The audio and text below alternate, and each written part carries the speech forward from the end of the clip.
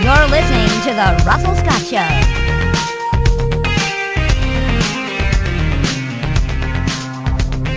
John David Ebert, welcome to the program. Hi, Russell. Thanks for having me on again. John, you've been on the West Coast Truth twice, the Round Table once. You're an alumni. Yeah, so it would seem. Getting up there. I appreciate the long answers, John. It makes my job easier. Well, that is what you called me for, right? The long answer. So what is the meaning of life, John? Well, it starts with cells and then moves up from there. You know the rest. The age of, let's see, we've had the Bronze Age, the New Age, Wayne's World Age. Now it's the Age of Catastrophe. Age of Catastrophe is the new book by John David Ebert, Disaster and Humanity in Modern Times. John, why is this now the Age of Catastrophe? It is indeed the age of catastrophe, and to me it seems when you look at the data, it looks like the catastrophes they're coming with greater and greater frequency. We're getting larger and larger ones. Every year we set some new kind of record. I think we had the worst tornado season ever in spring of 2011, for instance. 2005 and 2010 are the two hottest years on record. We've had two of the four largest earthquakes ever recorded in history, at least as far as we know, in 2004 and in 2011 with the Tohoku earthquake.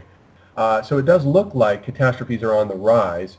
And the main thesis of the book, though, by the word catastrophe, of course, there are two different senses. There's the sense of an industrially caused accident, such as the sinking of the Titanic or the exploding of the Hindenburg, on the one hand. Then on the other hand, we have the natural catastrophe. But see, I see the two, over the past 50 to 75 years, I see those two streams crossing and converging to the point where now it doesn't seem to me as though there is any longer any such thing as a natural catastrophe, since we can no longer point to a spot on the earth and say this is nature, this is civilization, because we basically encased nature on the inside of civilization, ever since the Russians launched Sputnik in 1957 and surrounded the earth with a mechanical environment for the first time. We have put nature on the inside of civilization, and so now it's become impossible to tell where nature leaves off as far as the causes go. Is nature naturally doing this, or how much is this being exacerbated by human causality coming from the realm of human technology, which does indeed, as history shows, put stresses and strains on environments. We know this through the history of civilization, that the interface between human culture and technology with the environment is one of stress. It does stress out environments and does cause very often natural catastrophes, or at least exacerbates them. So it looks as though we're moving into an age of catastrophes where catastrophe is now becoming the new norm rather than the exception. But the word catastrophe is a relative term. My wife left me. That's a catastrophe. It is. They canceled Jericho. That's a catastrophe. I agree with that, actually. Yeah, that was a great show. It was. It kind of plays in with your book, too. Yes. What a catastrophe is, again, it's just a relative term. Right. It is a relative term. But, if we look at the Greek meaning of it, catastrophe, it means a sudden reversal in fortune. So, and that sudden reversal in fortune normally would refer to the catastrophe in like a Greek tragedy, where suddenly Oedipus realizes that he's murdered his father and slept with his mother. Then a catastrophe befalls him because he's had a sudden turning in his fortune. So the idea there, the connotation is that it's not the norm, it's the exception. It's something that happens in a bizarre or exceptional way. But now it seems as though catastrophe is becoming the new norm, and catastrophe in the sense of a sudden reversal in the fortunes of our civilization. So I look at it in that larger sense. We're looking at large-scale catastrophic phenomena that involve significant numbers of the population in technological or in natural disasters. We live in the age of media as well, of big media, and instantly so, with social media and whatnot. To compete with other news agencies, you must be more salacious, and therefore things are presented as more catastrophic than what they may necessarily be. This is true. We have now, indeed, as I was saying, surrounded the entire planet in a kind of electromagnetic sheath of pulse signals that are on the scene. The moment something happens, it gets reported, and so we do have an increase in the amount of information coming in And so that does have to be taken into account. However, when you look at the data as climate scientists, when you look at it through the eyes of the climate scientists and what they're looking at, they do seem to be saying, and it does seem to be the case, that the catastrophes are occurring with more and more frequency. Earthquakes, for example, geologists are now saying that they seem to be on the rise. The norm for the occurrence of earthquakes is roughly an 8.0 magnitude quake per year, but they seem to be coming with about twice that frequency.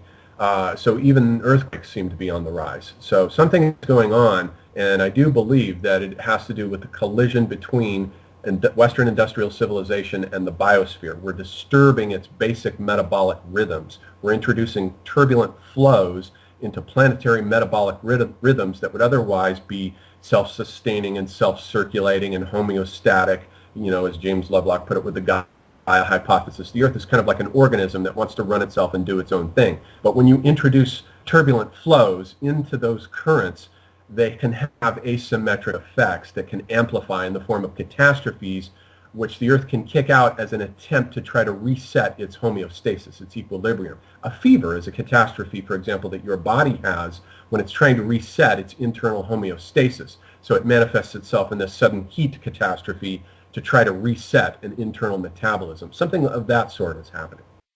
Then are you saying people are to blame for this? Of course, natural catastrophes are going to happen. They've always happened. The tectonic plates are going to shift. We're always going to have earthquakes.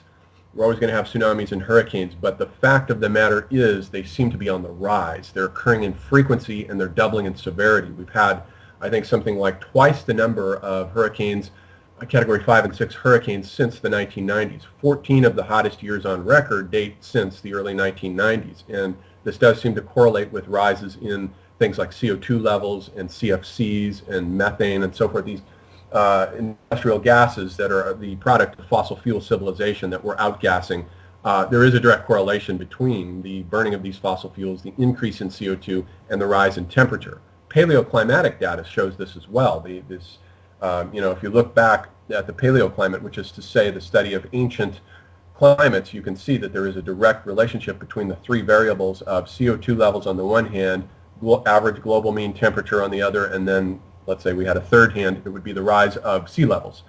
Those three factors do tend to correlate such that when you look back through history, if you look at, say, the age of the Cretaceous, when the planet was at its hottest, it was something like 15 degrees hotter than it is now, and the sea levels were like 200 meters higher. They can't ever get that high again because the geology was different, but it was like 200 meters higher, and the heat was just tremendous. This was a hothouse climate. But as you look back through paleoclimatic history, invariably rises in CO2 levels correlate with spikes in both temperature and sea level. And we know where the CO2 is coming from. The vast majority of it, a lot of it, of course, is natural. We breathe out CO2 every time we exhale. Volcanoes put CO2 into the atmosphere. But the majority of it that's going in there right now is coming from the burning of fossil fuels. I think there's almost more or less a consensus on that. So you do not believe in climate change? Sure. I mean, the Earth does go through its natural cycles. It's been oscillating in ice ages for the past 2.5 million years, for example. It's been oscillating between ice ages and interglacial periods that have been going, the ice ages last for a couple 100,000 years on the norm, and the interglacials have been getting actually shorter and shorter. And so we have that. But the thing about that, though, to note is, I'll grant that, and we even had a recent warming period just before the mini ice age that we had in Europe that started about 1400 AD and ended about 1800 AD. There was a mini ice age there that made European winters very, very cold, and just before that there had been a normal, natural warming period that was indeed so warm that it allowed the Vikings to go to Greenland and North America and establish colonies there. There was a natural warming process there, but the difference is that if you look at the CO2 levels during those periods, they don't go up above 280 parts per million. They tend to oscillate between, in an ice age, the CO2 levels are at about 180 parts per million. In an interglacial period, they go up to about 280, or rarely over that, or almost never. But now they have gone up. In 1900, they went up to 295. Now they're at 395. And so they have gone up. We have put 100 ppms more of CO2 into the atmosphere in just the past century. And as far as paleoclimatologists have noted, that it's never been put into the atmosphere that quickly before. It's never happened naturally that fast.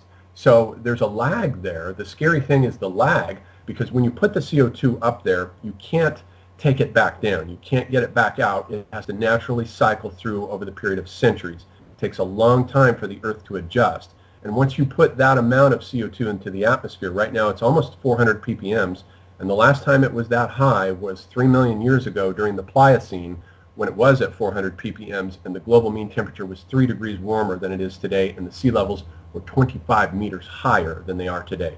Which, in other words, that's where they're going to go, because that is what we should expect for the sea levels and the temperature to correlate to the amount of CO2 that's in the atmosphere right now. That's going to stay there for several centuries. You can't pull it down.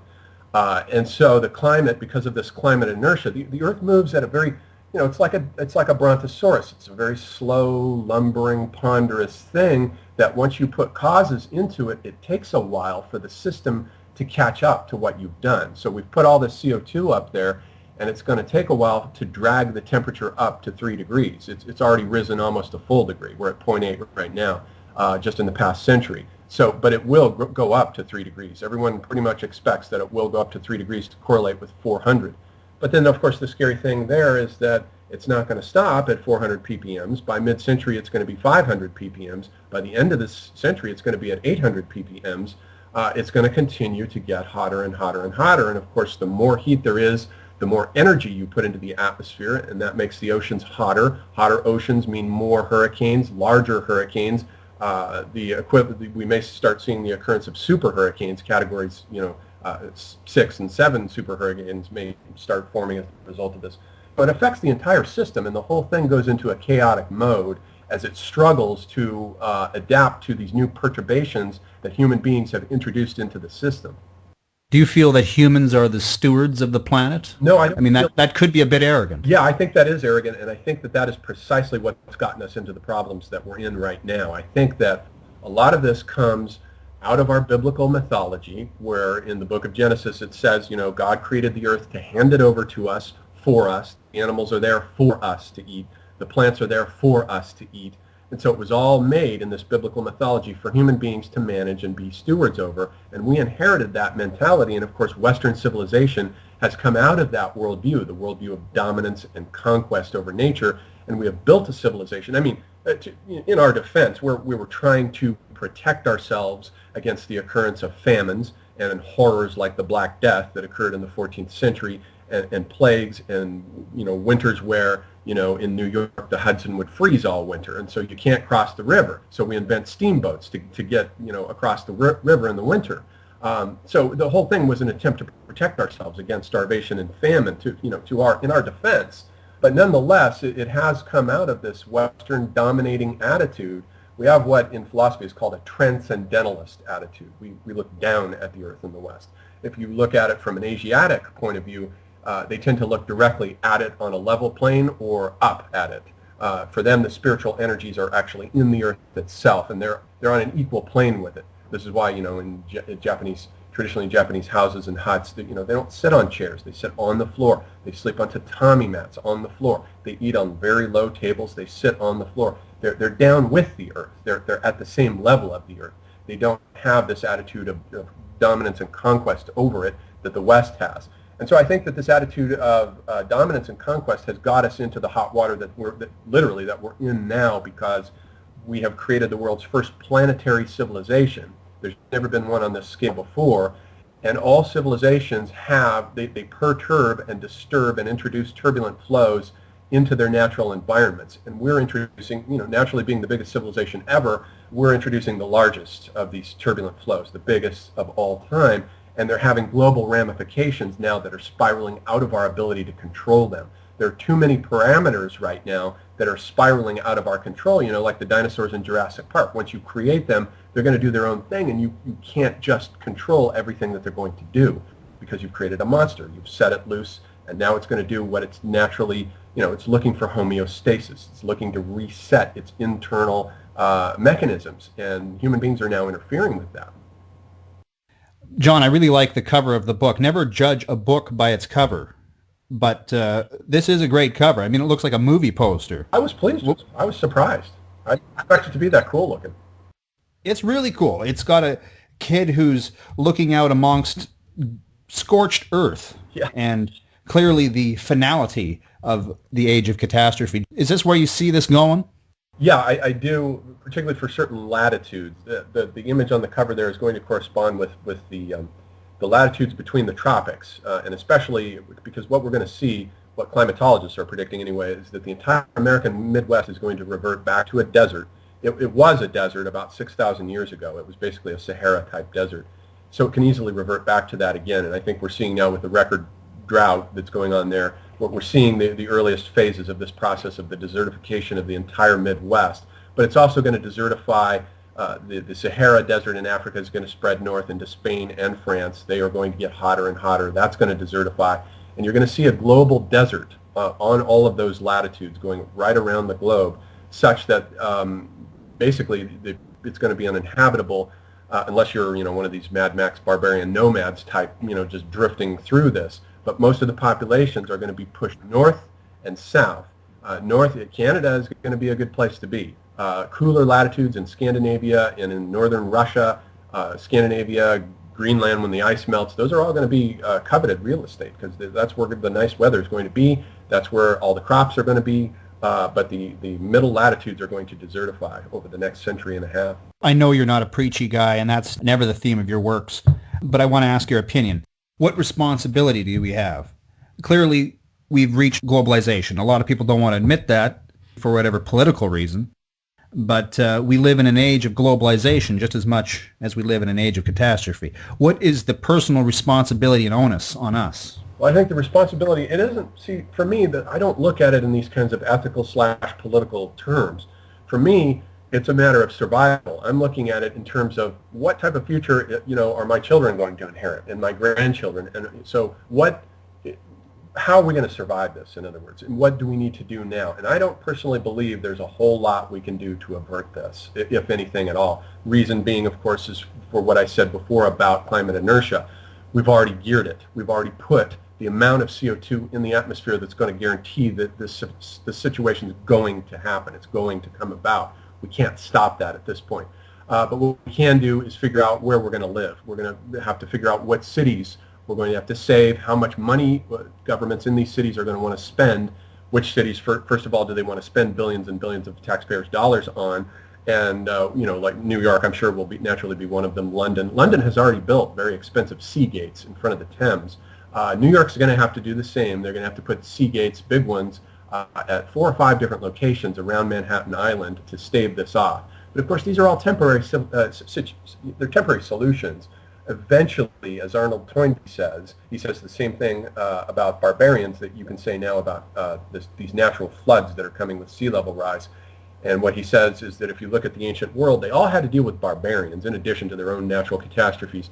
But the thing about barbarians is that you can build all the walls you want against them, but time is always on their side. Sooner or later, they're going to come pouring over the walls. It's inevitable. And of course, that is exactly what has happened in every single case. And I think the same thing will apply with these rising sea levels. We can only do this for so long before these coastal cities have to be abandoned and we have to start rethinking the layout of the civilization. So for me, the responsibility is a matter of pragmatics. It's a matter of sitting down and discussing, drawing up new plans for new places to live, how we want to live there, how we're going to have local sustainability in these environments that don't depend on, trucks crossing highways, moving goods around, burning up fossil fuels. We're going to have to find some way to build self-sustaining communities in places where we're not constantly going to be dealing with the peril of rising sea levels and floods and displaced populations.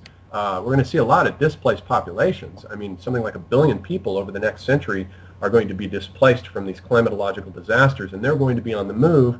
We're going to see the disintegration of the nation state. Bangladesh is, for example, which is at sea level right now. And there's something like 150 million people there who are going to be displaced as the sea level rises. And all it's going to take is not even a full foot of sea level rise will displace 10 million Bangladeshis. They're Muslims, so they can go to the borders of India, but India doesn't want a bunch of Muslims crossing into their borders, so there's going to be conflict at the borders there.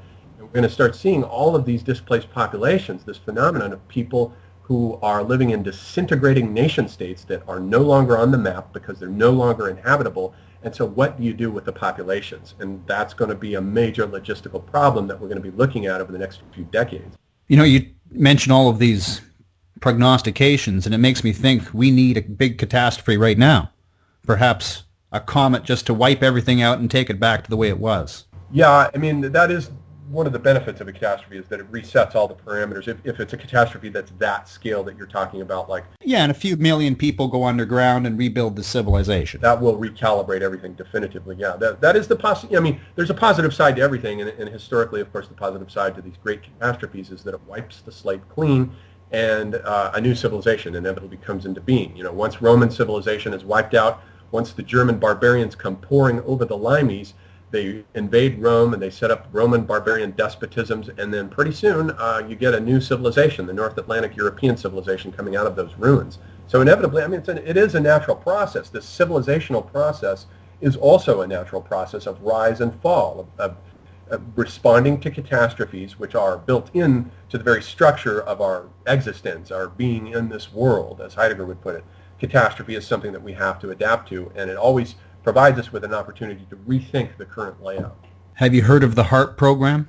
I haven't. No, I don't think so. Well, they have the Hart program is it's one of the more secret government operations they have, but they're pushing up the ionosphere using... Oh yes, I have heard of this. That's right. EMPs, right? And the idea there is if you can increase the distance of the ionosphere from the ground, you can increase long wave communications, because they shoot a signal to the ionosphere, it bounces back at a 90-degree angle. So if it's, you know, if there's a greater diameter there, you're going to be able to send signals farther. This, of course, changes the jet stream, and it's interesting because you have man showing dominance over agriculture, then farming, and with the weather. We've gone one step too far, John.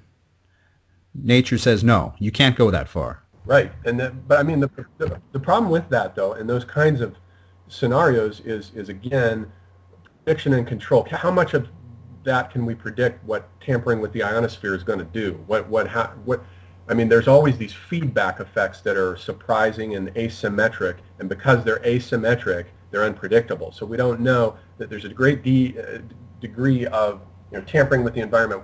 Who knew, for example, that CO2 was going to turn out to be a dangerous gas? I mean, 100 years ago it was regarded as a harmless gas. We breathe it out every time we exhale.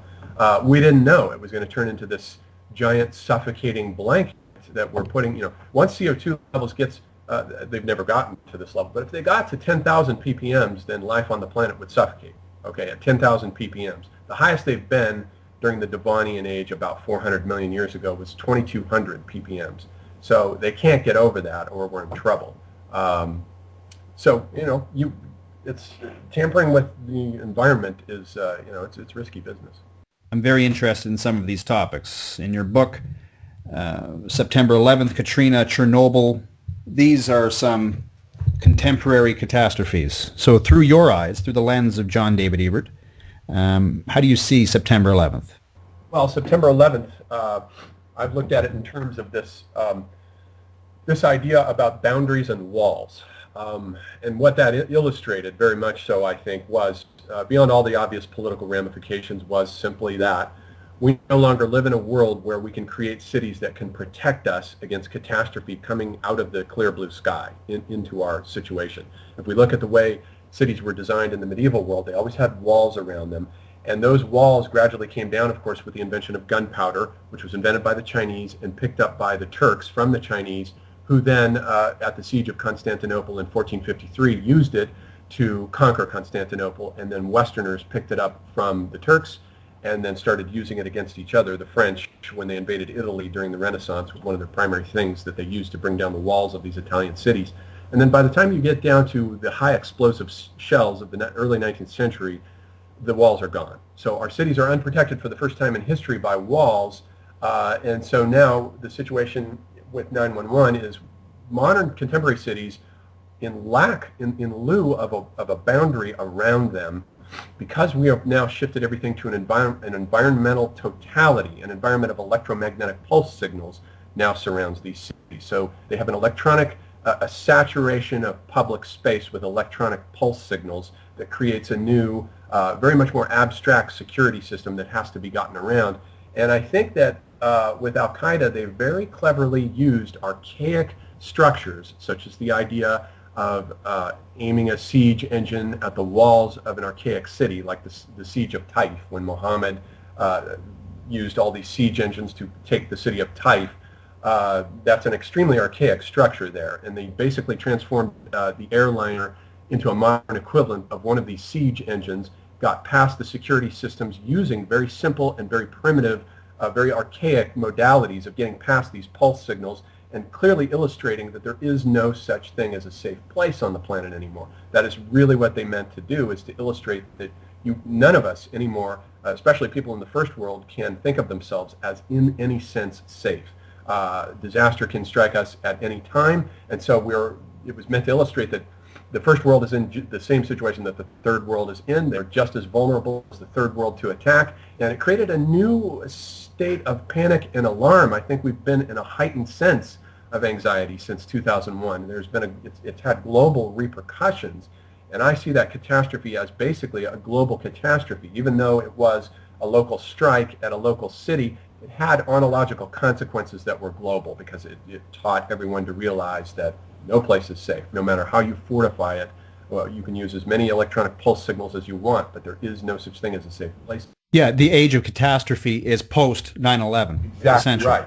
Exactly right. I draw the line for it beginning roughly about 2000, 2001. 9/11 seems to be a good demarcation point for drawing the line for the age of catastrophe. Well, psychologically, everything changes from that day forward. It does. For everyone. Yes. Hurricane Katrina. Yes, Hurricane Katrina. Now, of course, here we have a natural catastrophe. We have, it's well known that hurricane season happens, but the problem with that is that 2005 was the hottest year on record. And we know that a lot of this heat, some mathematicians did some work on this, and they found that a lot of the heat that was in the Atlantic waters did come from global warming. And so the hurricane that hit there in 2005 was exacerbated. I think it was larger than it would ordinarily have been. It started out as a category 5, and then when it made landfall, downgraded to a category 3, but even so, it flooded the entire city. So imagine if it had been a category 5 that made landfall. So I think what we have is an example of a natural phenomenon that is amplified asymmetrically by global warming. That is to say, by human causes that amplify what would otherwise have been a natural catastrophe, and it would most likely have been a smaller scale event.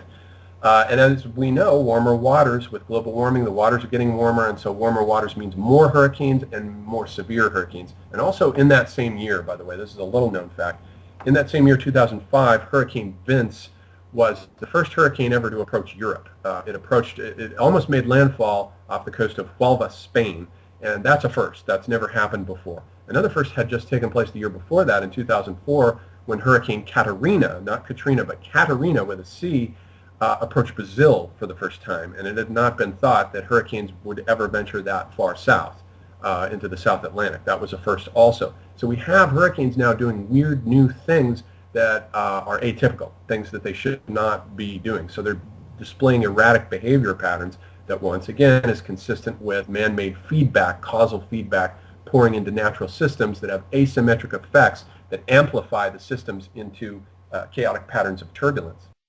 Fukushima, one that I find kind of interesting because this is the mixture of the natural and the man-made catastrophe. Right. It's a triple It's a hybrid. catastrophe. Yeah, it's a triple catastrophe. You have the tsunami, you have the earthquake, you have the tsunami, and then you have the Fukushima Daiichi nuclear plant meltdown. And again, what that illustrates here is this worsening aspect of catastrophes. They're actually evolving into super catastrophes, into what the European philosopher Paul Virilio calls integral accidents. An integral accident is an accident that's composed of other accidents. They actually become so large that they start to pile up one inside the other. And so we're looking, I think Fukushima is a very dire omen, I think, that looks ahead to an age at which whole chains of catastrophes will be contained inside of each other and will set off other chains of catastrophes to the point where we're looking at super catastrophes. And they're getting larger and larger, almost like, if you look at the history of evolution, what do you have there? You have a process of cells being contained inside of other cells, organisms getting larger and larger, evolving into bigger and bigger organisms. And so the scary thing illustrated by Fukushima is that it indicates the evolution of these catastrophes. They're getting larger. They actually are imitating biological evolutionary characteristics, the property of holons, where the same thing with cells. Holons are units that are inside of other units that are inside of other units. And so I think that Fukushima was a very dire situation. I mean, a very dire omen, I should say, pointing to we're going to see larger and larger integral accidents as things unfold here. The Age of Catastrophe, Disaster and Humanity in Modern Times. Hey, I really appreciate this book, John, because it's not fluff. This is rich. This isn't a book that you're going to pick up and finish in the same day, maybe not even the same week. Probably. Because it'll take some time to read just because of the sheer depth. Thank you for that, John. Yeah, you're welcome. There's a lot going on in it, yes. And where do I buy the book? It's available on Amazon. It can be ordered on Amazon.com or BarnesandNoble.com, whichever the customer prefers. I overheard that you have a new book coming out, or you're working on one. Yeah, we're working on a sixth book. And you do realize when it comes out, you're back on the show and we talk about that, right? I hope so. It's about art, though. I don't know if you like art. I love art. Okay, well, good. Then we've got art. Who? Then we've got a show. Art Bell? No, it's about contemporary art and after writing a book about catastrophes, I thought about what to write about next, but I wanted to write about something that was a little more constructive and world building and a little happier. So I decided to write about art. But it turns out that the situation in contemporary art too is catastrophic. There's some real problems with it. The problem with contemporary art, and it has to do with the breakdown of meaning. The breakdown of meaning with the rise of postmodern, and I draw the boundary with contemporary art. Different art historians draw the boundary at Andy Warhol and his Brillo boxes, but I put the boundary slightly further back with Jackson Pollock, who was the first to start melting down the modernist forms, the modernist myth forms and geometric iconotypes, recognizable figures. He starts melting them down back into its proto-matrix of formative energies, the basic morphogenetic field that produces forms. He's actually painting that field, a field that is full of formative energy, but that has not yet given birth to actual specific physical forms, the way in embryogenesis, for example, an embryo forms through the differentiation of tissues that first begin in an undifferentiated plasmic state, and they slowly differentiate as more and more cells agglomerate from fewer and fewer. So Jackson Pollock's work is doing something of that. So we see the meltdown of the European art forms, the modernist art forms, and also the shift of the art capital from Paris to New York. But then with contemporary art, and starting with Andy Warhol, and who's the first to take an ordinary thing, something you buy on a supermarket shelf, and call it an art object by putting it into a museum, raises now the whole issue of the blurring of boundaries. Once again, we have a blurring of boundaries now here in this case between the art object and the average everyday commercial thing that you go and buy. So those boundaries start to blur, and when they start to blur, the whole process of what it means for something to mean and whether works of art have meaning, whether they have a kind of meaning significance that works of art traditionally have had, now becomes a new kind of problem. So there's a breakdown of meaning, and in contemporary art, a lot of what is going on is very meaningless and nihilistic, and there's a problem of meaning now that art has never had before, that it's never faced before. A lot of what is going on is a kind of despair and a kind of nihilism about how do you create meaning in an age when no one even believes that there is meaning worth creating anymore. That's the challenge of the contemporary artist, is trying to bring meaning to the wasteland of a postmodern world in which meaning is regarded, it's ridiculed and laughed at now. So that's the boiled down version of what the new art book is about. That's with the medium of paint and whatnot, but same exists in music. Yes, exactly right. The website, John? The website is my website called cinemadiscourse.com. And on that website you can find cultural discourse, but you have to go to the cinema discourse to find the cultural discourse, which has all the general essays. All right. We'll post those links. John David Ebert, thank you so much for being on the program. The latest book is The Age of Catastrophe, Disaster and Humanity in Modern Times. I'll put the image of the book at the bottom of westcoasttruth.com. Click on that and buy the book. Awesome. Well, thanks. Great read. John, thank you so much for being on the program. Thank you.